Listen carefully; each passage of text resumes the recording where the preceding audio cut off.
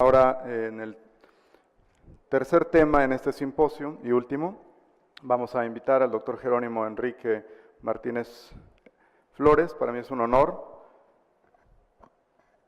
que pase al frente.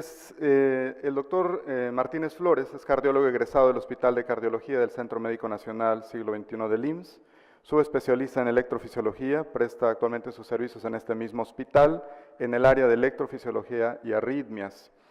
Es profesor de cardiología de pre y posgrado para la UNAM y para el Instituto Politécnico Nacional, profesor del curso de electrofisiología del Hospital de Cardiología, miembro de la ANCAM y de la Sociedad Mexicana de Electrofisiología y de la Sociedad Latinoamericana de Electrofisiología. Él nos hablará del tratamiento actual de la fibrilación auricular.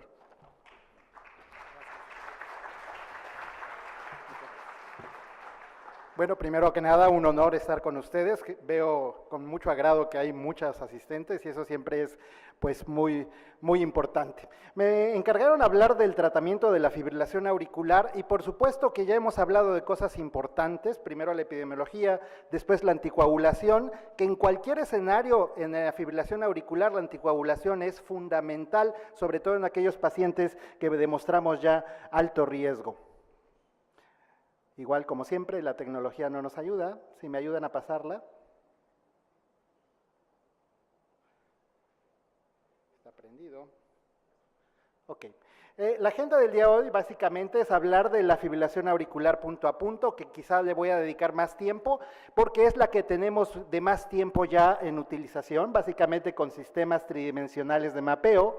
Hablar algunos detalles un poquito menos, porque por obvio de tiempo esto es bastante difícil, de lo que es la crioablación, y si en algún momento me da tiempo, hablar algún momento de lo que es la oclusión de la orejuela izquierda. Y nuevamente, si me ayudan a pasarla, porque esto no. ¿Sí me ayuda? Bueno, en principio la ablación de la fibrilación auricular es importante porque finalmente es uno de los tratamientos que ha despuntado en la época actual. De alguna manera tenemos los tratamientos, ya hablaron del tratamiento antiarrítmico, bueno, primero que nada hablamos del diagnóstico. Hemos hablado continuamente de lo que es el episodio de fibrilación auricular. Sin embargo, no hemos definido a qué nos referimos. Son 3 latidos en fibrilación auricular, son 30 segundos, son 5 horas, como decía la doctora Berni. Le pasamos la siguiente, por favor.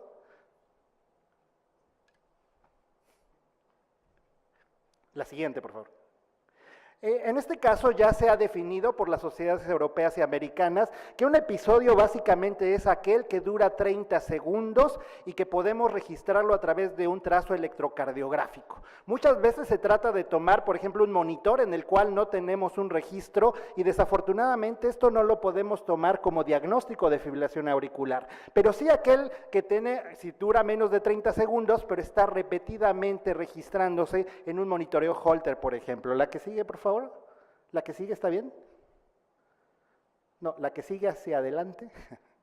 Perfecto. ¿A qué paciente le vamos a hacer ablación de fibrilación auricular? Pues en principio se antojaría, desde mi punto de vista, que a la gran mayoría o a todos. Desafortunadamente hoy día, por cuestión de costos, por cuestión de tecnología, como vamos a ver más adelante, no es posible que hagamos esto. Pero sí, en este... Ok. Pero sí sabemos que en aquellos pacientes con fibrilación auricular sintomática, que ya se ha demostrado que son refractarios a por lo menos un fármaco antiarrítmico de clase 1 de Vaughan-Williams o de clase 3, es decir, propafenona, miodarona, flecainida quizá, ya tenemos una indicación muy formal para la ablación de fibrilación. En el caso de la fibrilación auricular paroxística, se considera clase 1, de tal manera que es altamente recomendable, el nivel de evidencia es muy bueno, el máximo que es el A. En el caso de la EFA persistente, la ablación transcatéter puede ser razonable. ¿Eso qué quiere decir? Que no necesariamente va a ser la terapia de elección, pero que puede ayudarnos al mejor tratamiento de nuestros pacientes. Una indicación 2A que es controvertida, pero que la gran mayoría de personas piensa que es favorable, un nivel de evidencia B, que es bastante bueno. Y la fibrilación auricular persistente realmente es la que tenemos más dudas, la de larga evolución, en donde puede ser considerada, pero no es el tratamiento de elección, porque los resultados no son tan buenos como en los otros dos casos, un nivel de evidencia B, la controversia es a favor de mejor no hacerla, un nivel de evidencia científica B. Cuando nosotros tenemos un paciente sintomático, pero que no le hemos dado fármacos antiarrítmicos, sí podemos tener una indicación para realizar ablación de fibrilación auricular. En el caso de la paroxística, en este caso sería razonable. Es decir, si el paciente favorece el hecho de que no quiere tomar fármacos antiarrítmicos, podríamos hacer la ablación y tendríamos la indicación 2A. Es decir, hay una controversia, pero la mayoría consideramos que hay un beneficio de realizar ese procedimiento. El nivel de evidencia científico es bastante bueno. En el caso de la FA persistente, cuando ya tenemos una FA de más tiempo, parece ser que puede ser considerada, pero hay que tener cuidado porque las complicaciones podrían superar el beneficio potencial, de tal manera que el nivel de evidencia ya es relativamente bajo, un 2B, hay controversia, la gran mayoría pensamos que quizá no deberíamos de hacerlo, el nivel de evidencia básicamente es de expertos, es decir, estos casos se deberían tratar en centros muy especiales, muy específicos, con alta volumen de pacientes. En FA persistente de larga evolución, la ablación transcatéter también podría ser considerada, pero de la misma manera no es la prioritaria. Bueno, ¿por qué debemos hablar de la ablación en fibrilación auricular? Porque sabemos hoy día que el tratamiento farmacológico, vean aquí cómo está la sobrevida del paciente en ritmo sinusal en una línea más oscura, cae cuando el paciente tiene fibrilación auricular, cuando solo lo tratamos a través de fármacos antiarrítmicos. Pero ya desde el 2003, en este artículo, se ve que cuando hacemos la ablación transcatéter, la sobrevida del paciente se normaliza, prácticamente a lo mismo que tiene un paciente que no tiene fibrilación auricular.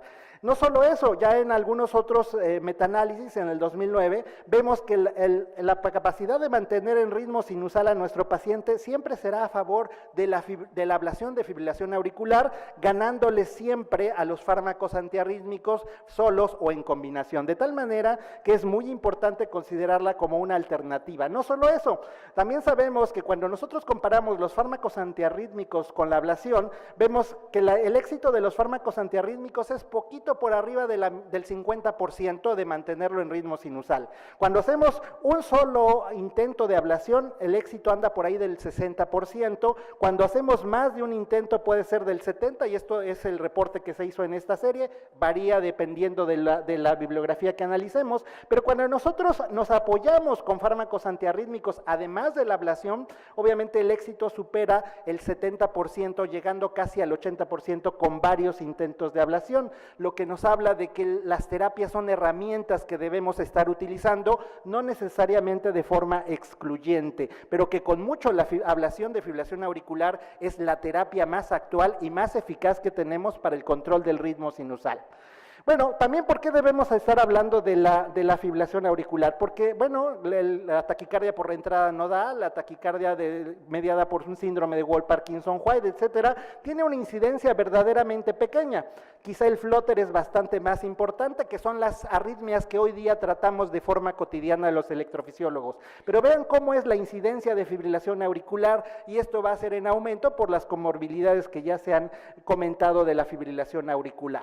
Pero ¿a qué llamamos ablación de la fibrilación auricular? Pues esto va a depender mucho de qué estemos hablando. Si es fibrilación auricular paroxística, habitualmente tendremos una aurícula izquierda normal, en donde el mecanismo de activación de la fibrilación auricular va a ser un mecanismo focal a nivel de las venas, que recordemos que tienen un origen embriológico similar al del atrio izquierdo, de tal manera que puede haber focos de automatismo muy aumentado que hacen que esto degenere en movimientos caóticos reentrantes, como ya se había comentado, y que pueda generar también movimientos macro reentrantes más estables y que obviamente van a estar alimentados por esos focos de automatismo.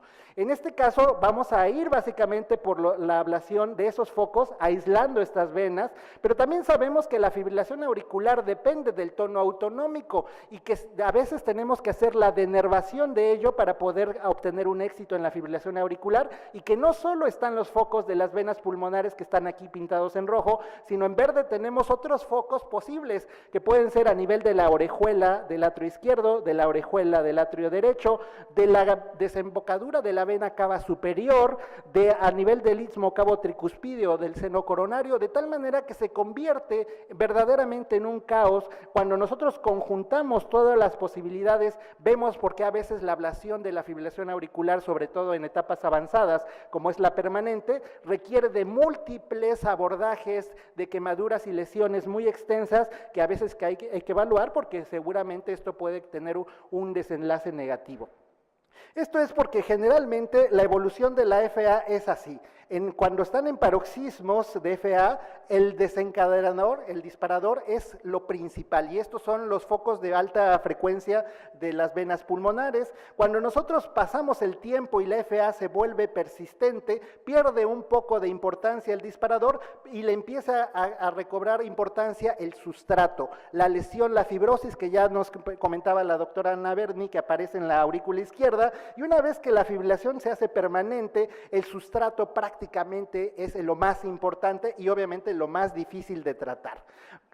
Imaginemos que esta es una vena pulmonar, que este es el tejido auricular, y bueno, la evolución de lo que es la ablación ha ido modificándose. Inicialmente teníamos solamente ablación de focos de alta frecuencia que podíamos eliminar y que con eso muchas veces en pacientes con fibrilación auricular paroxística eran prácticamente curativo, pero después vimos que había que hacer de alguna manera aislamiento y se consideró un aislamiento segmentario. Hoy día sabemos que el aislamiento circunferencial, ya sea del ostium o más frecuentemente ahora del antro de las venas pulmonares, es lo que nos va a dar un éxito, sobre todo en fibrilación auricular paroxística. Conforme la fibrilación auricular va evolucionando, vamos a tener que abordar otros sustratos, como es la denervación autonómica, la denervación de otros focos fuera de las venas pulmonares. Ya hablamos de lo que ocurre en la vena cava superior, en el istmo cavo tricuspidio, incluso del lado derecho hay focos que pueden desencadenar fibrilación auricular.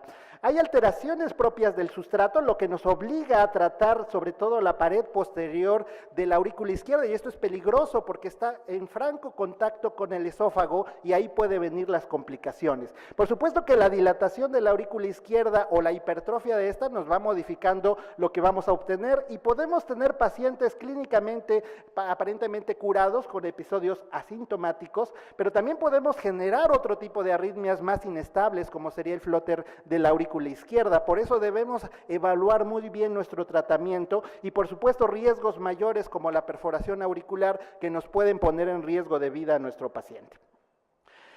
¿Cuál es la principal problema del abordaje de la fibrilación auricular? Que es una arritmia del lado izquierdo, y que para llegar con catéteres a ese punto necesitamos recorrer ya sea un trayecto arterial retrógrado muy tortuoso, que es prácticamente imposible, o bien que necesitamos un acceso en el cual nos permita pasar de las cavidades derechas, específicamente de la aurícula derecha, al lado izquierdo, y esto se logra a través de una punción transeptal, en la cual tenemos una serie de camisas que originalmente llevamos a lo que es la vena innominada, vamos bajando poco a poco con vista fluoroscópica hasta que caemos a lo que es el foramen oval, para nosotros hacer ahí a través de un control ecocardiográfico, que es lo más actual, y ver cómo se hace. Aquí vean una especie de casa de campaña, un tenting decimos, con la aguja, y que nos permite hacer una punción de manera segura para pasar a las cavidades izquierdas. Esta es la aguja que nosotros manejamos, que tiene una marca para saber hacia dónde está el ángulo de la aguja, y nos permite pasar los catéteres a través de una camisa que permite entrar y salir de la aurícula izquierda del lado derecho al lado izquierdo de una manera artificial por una punción que hacemos en estos casos. En algunos de los casos de fibrilación auricular es punción única, en algunos laboratorios se maneja la doble punción, y esto depende del cuál va a ser nuestro abordaje para el tratamiento de la fibrilación auricular. ¿Cuál es la técnica de la fibrilación auricular? Pues es una en la FA paroxística básicamente es el aislamiento de las venas pulmonares, ya sea a nivel antral o a nivel del ostium. Obviamente podemos ir agregando diferentes líneas, podemos hacer denervación de los plexos del tono autonómico, ¿sí? También tenemos que saber que es esto la piedra angular del tratamiento, el aislamiento de estas venas. Nosotros hablamos de líneas y las imaginamos de esta manera, pero de alguna manera es más bien una densidad de puntos que sumadas nos dan una continuidad. Las venas pulmonares no son simétricas, son espaciales, son tridimensionales, hay que conocerla, cómo se maneja los catéteres. Nosotros debemos demostrar el bloqueo bidireccional a través de la estimulación estimulación de la aurícula, en este caso, perdón, de la vena pulmonar, y ver que no pase la energía hacia abajo. Vemos cómo está disociada esta actividad a nivel de la aurícula, de la estimulación de la vena, y aquí al contrario, estimulamos la aurícula y la vena está totalmente disociada. Bueno, tenemos que también considerar que hay que esperar cierto tiempo para evaluar los cosas y hay que ver que determinar perfectamente dónde están los ostium para que nosotros evitemos estas complicaciones, que es la estenosis de la vena pulmonar, que es una de las más temidas de este tipo de procedimientos. Otra vez no me obedece. Si me ayudan, por favor. Pasamos la diapositiva. ¿Me la pasas, por favor?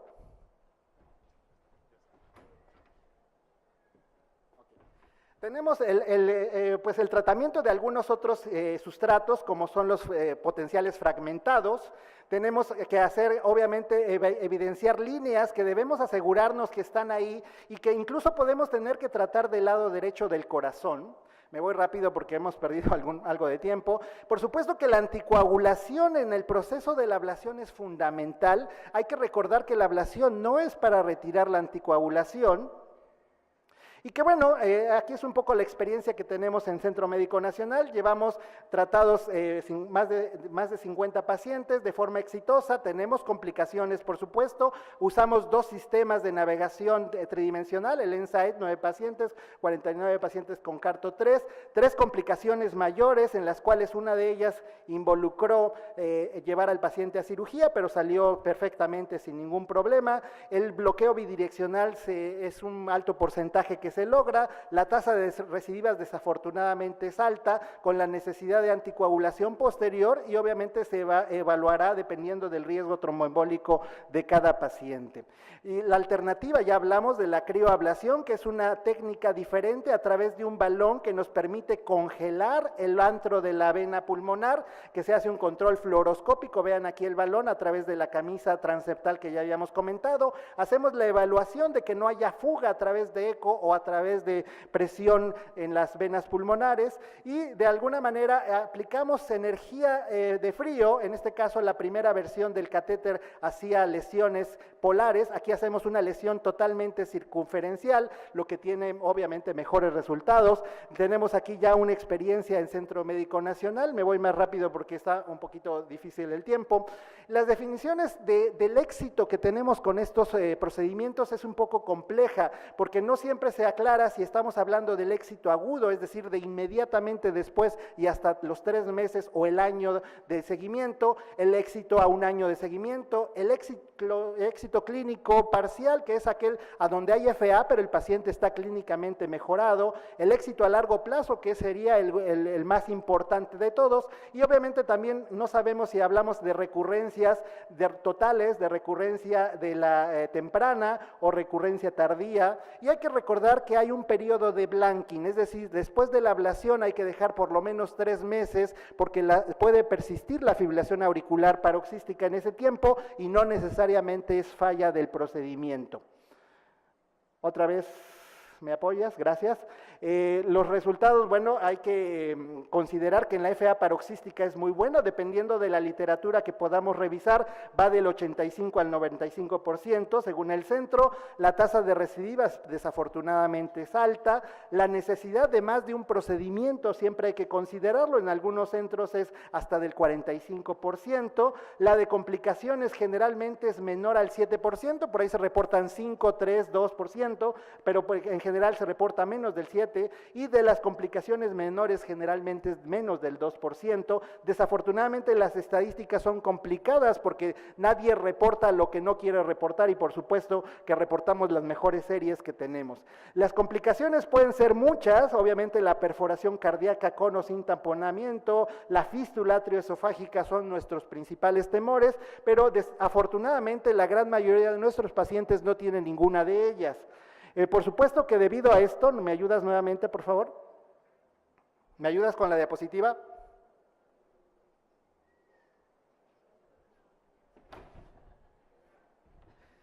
debido a esto hay que considerar que este tipo de procedimientos debe de hacerse en lugares donde se pueda resolver, es decir, tenemos que tener cirugía a corazón abierto. Y por último, el comentario que quiero hacer de esto es la oclusión de la orejuela izquierda. El acceso es igual, por punción transeptal, se pone un dispositivo que se despliega a manera de sombrilla, hay de diferentes marcas, y esto es una alternativa actual a la anticoagulación. Cuando nosotros no podemos dar anticoagulantes, ya sea porque el paciente no los tolera, sangra, podemos tener como alternativa esto, ya que sabemos que la orejuela izquierda da más del 90% de los eventos embólicos en un paciente, de tal manera que este tipo de dispositivos puede ser una buena alternativa. Es costoso, es riesgoso, de tal manera que es útil, pero tienen que ser pacientes bien seleccionados. ¿Qué podemos decir como conclusiones? La ablación transcatéter es superior indudablemente a los fármacos antiarrítmicos en el control del ritmo sinusal. Si se alcanza el éxito de la ablación, la sobrevida del paciente se normaliza, como aquellos pacientes que no tienen FA. Es una realidad ya en México, en diferentes centros se realiza ya la ablación de fibrilación auricular. Desafortunadamente, no en todos los que realizan electrofisiología. Es un procedimiento que requiere mucha experiencia de los operadores y que como tiene riesgos importantes, debe hacerse solo en aquellos centros que puedan resolver cualquier eventualidad al respecto de estos procedimientos. Es costosa, pero es una herramienta que bien evaluada le va a dar mucho beneficio a nuestros pacientes. Muchas gracias por su atención.